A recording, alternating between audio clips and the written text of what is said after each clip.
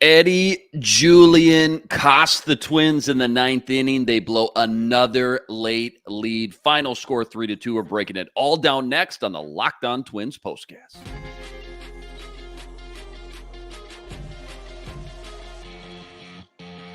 You are Locked On Twins postcast, part of Locked On Minnesota on the Locked On Podcast Network. Your team every day.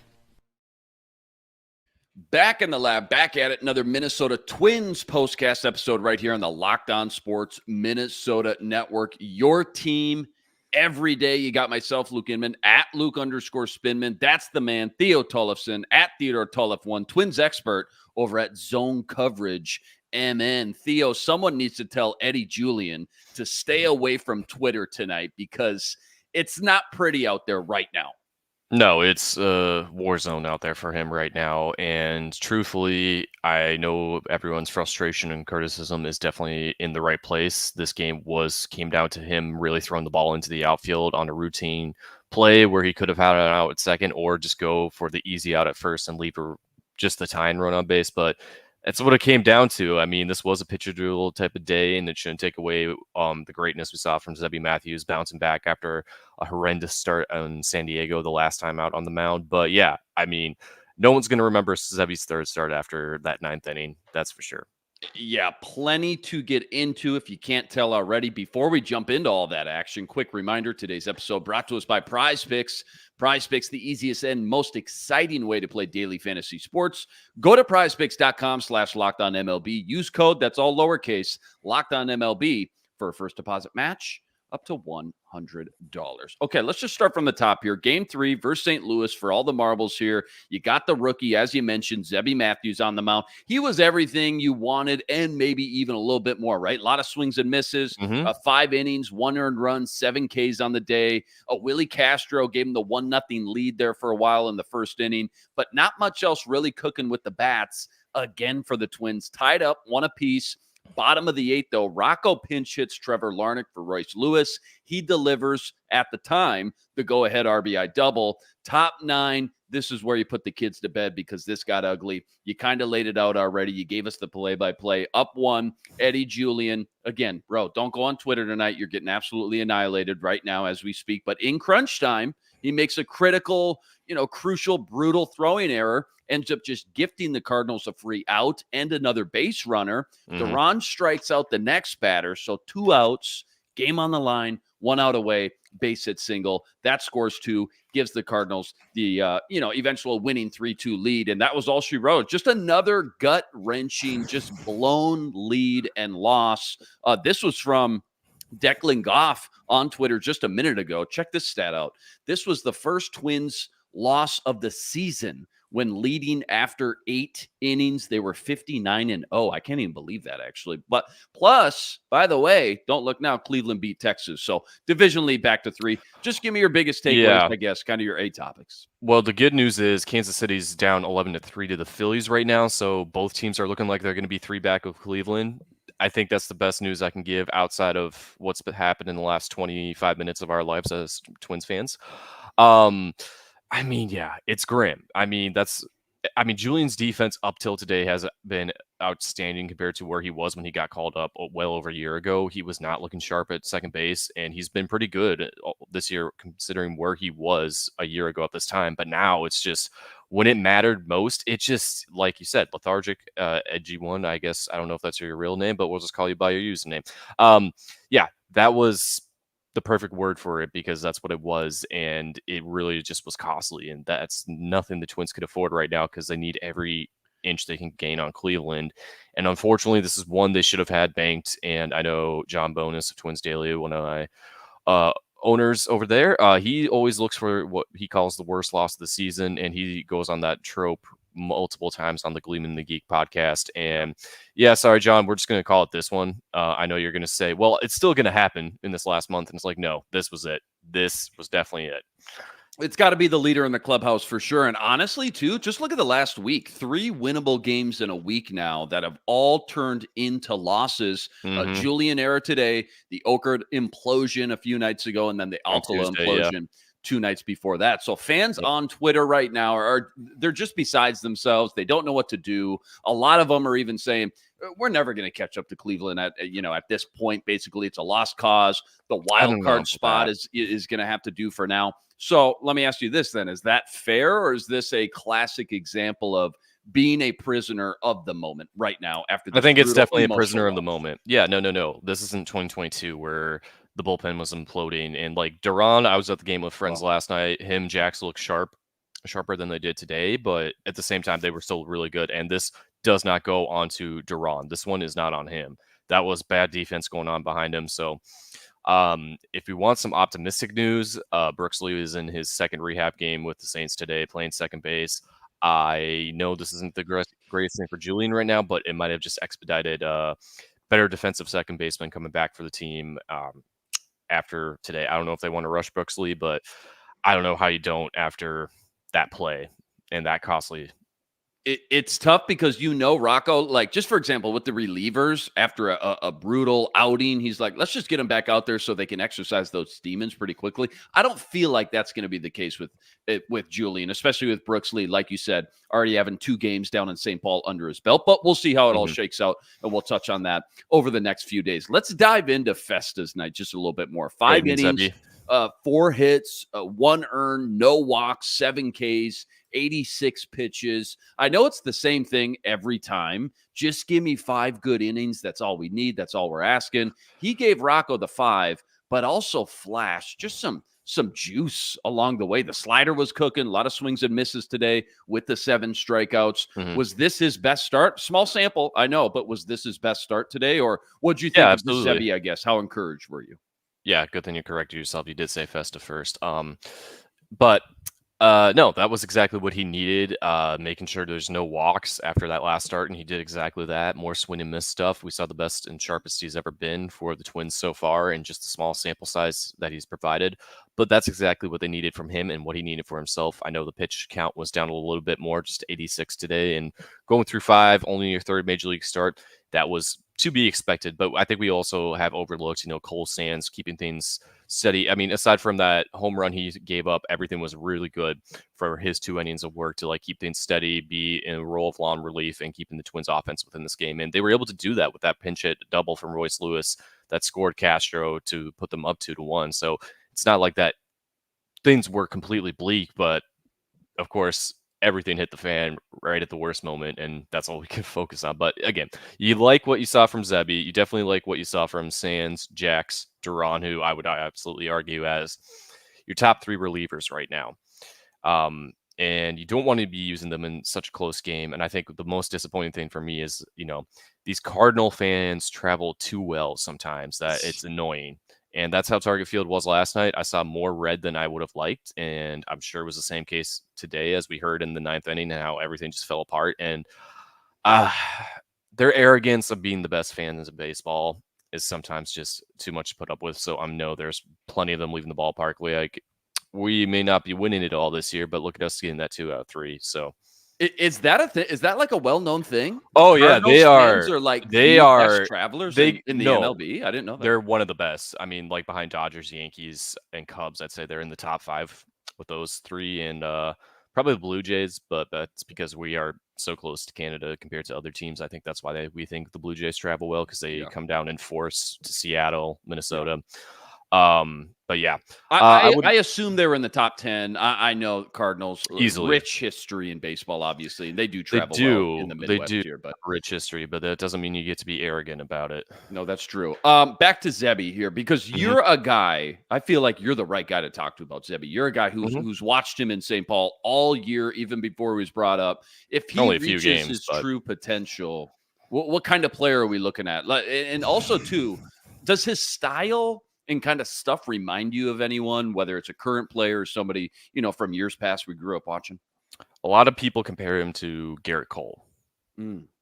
Yeah. With the type of command and swing and miss stuff when he's at his best. I think we don't want to get too far ahead of ourselves. Again, he's only 24 years old. This is only his 3rd start in the majors from where he started the season in high A. And I think he only had 4 starts with the Saints. So there's really not too much time to see him there before he got called up to the big leagues.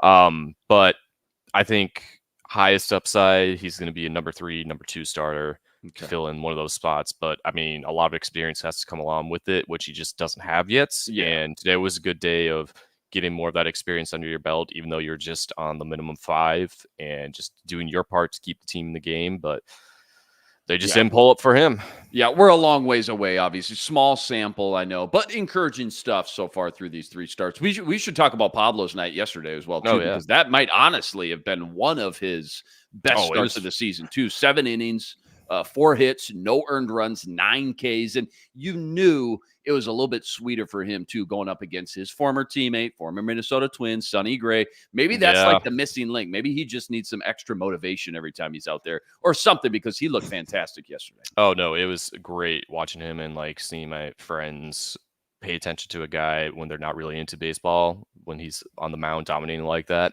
That was huge.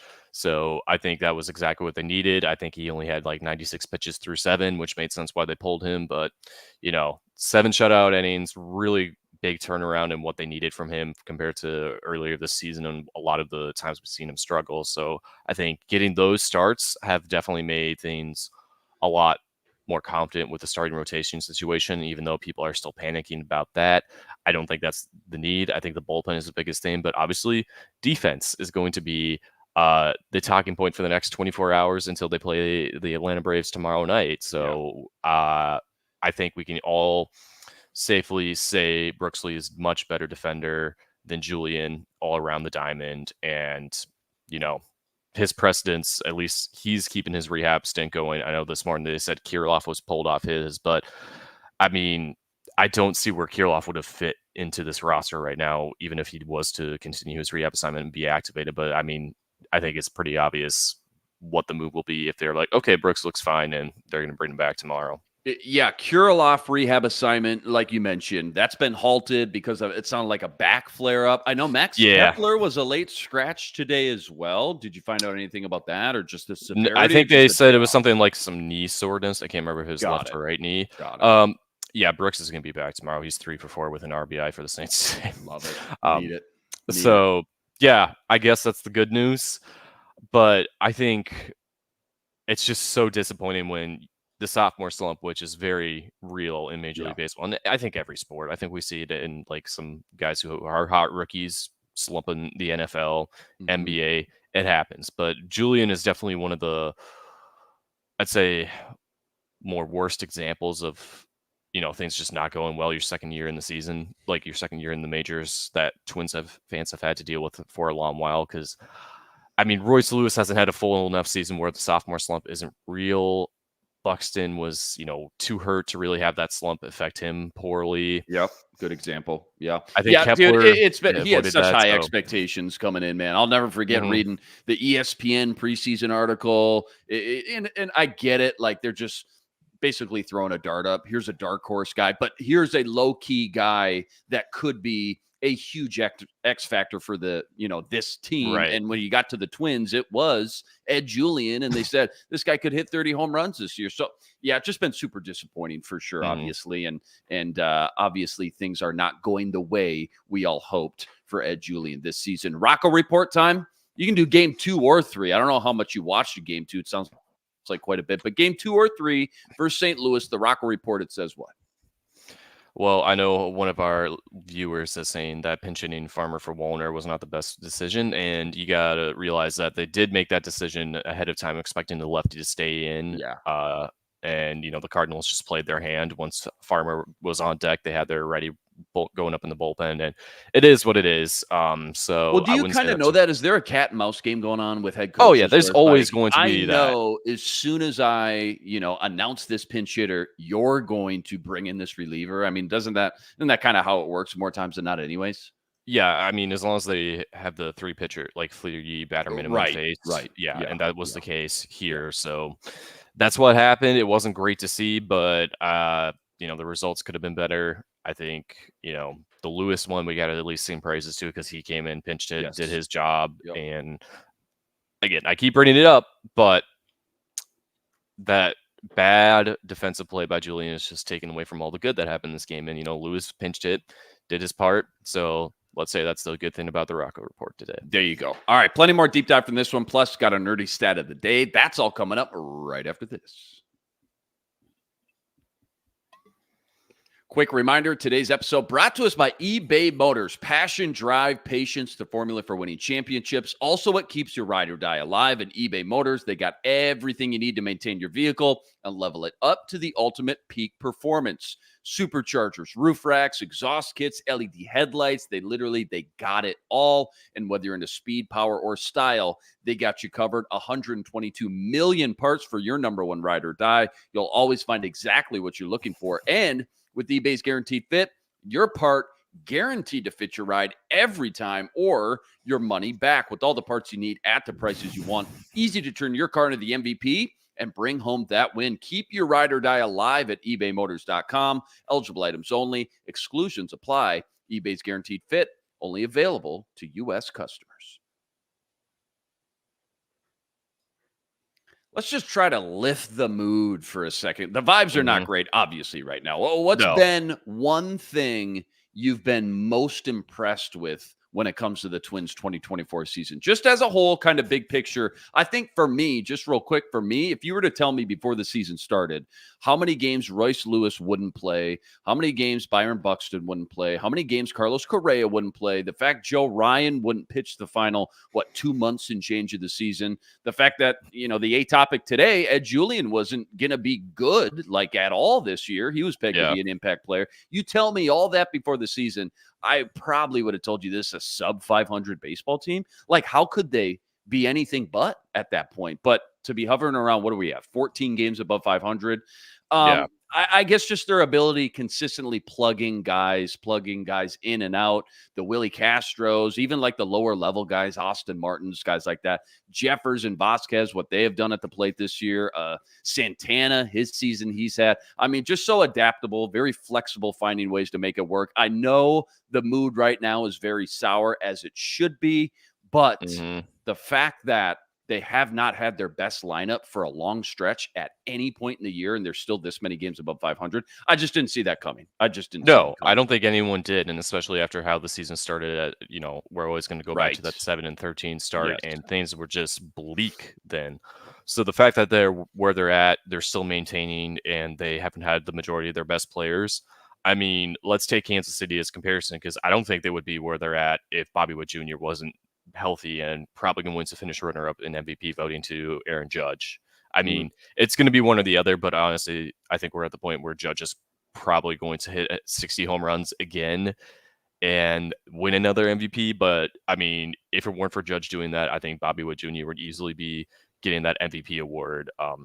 And I think that's a huge testament to what they have going on. And, I think a lot of the role players that the Twins have are a lot more established, a lot more experience, and just have some better bat to ball skills in the major league level compared to who the Royals have, who it's really been Bobby Witt Jr., Vinny Pasquantino, Salvador Perez. Those three guys have definitely been carrying their lineup and making things possible for them to, make such a big turnaround from only winning 56 games a year ago to where they're at right now, which is looking like in a 72 and 58 tied with Minnesota once they're done with the Phillies.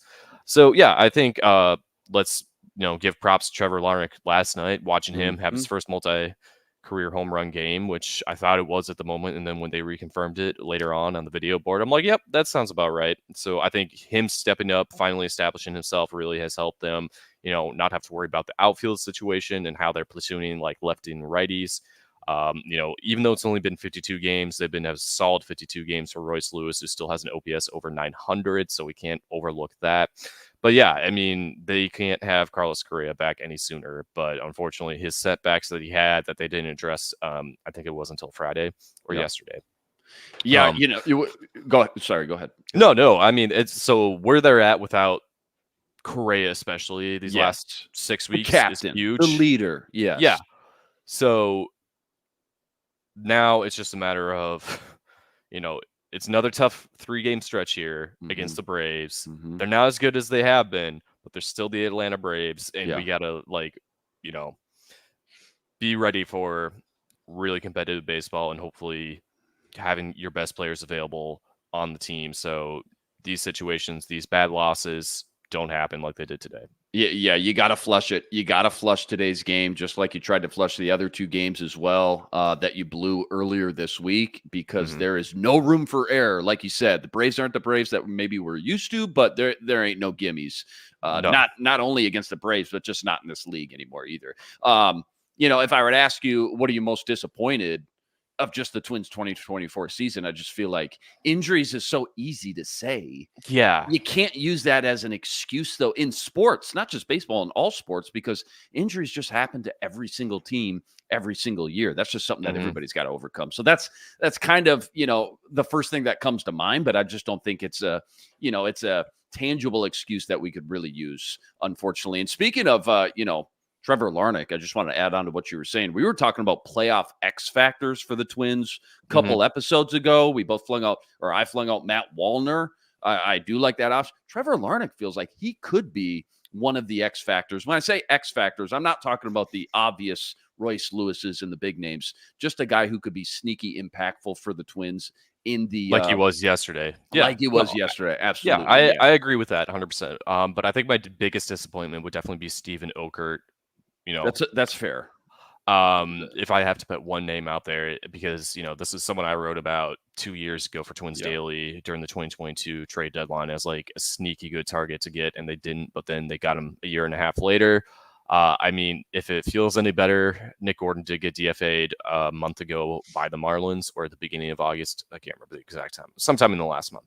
So, it kind of evened itself out, even though the results are definitely a lot more apparent in one reliever blowing a few games here versus, a position player just slowly declining, even though I do believe Nick Gordon was cursed, and we can talk about that later off air.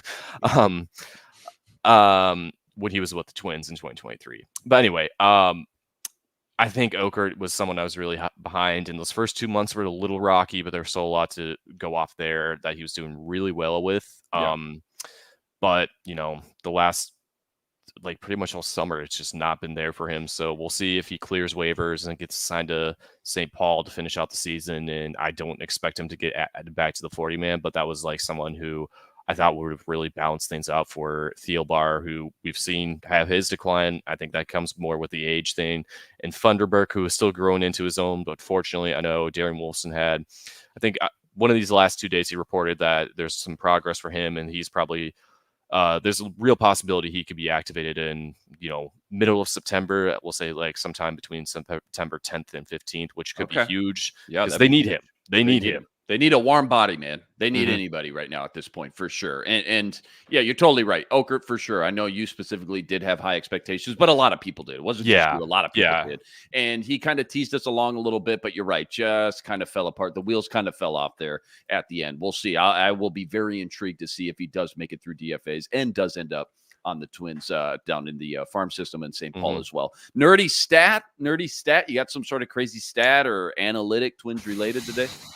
Not too much today. I mean, how about this one? The Twins were 59-0 this season when leading going. I think we had it. Yeah, I think that was it. I think that's all we need.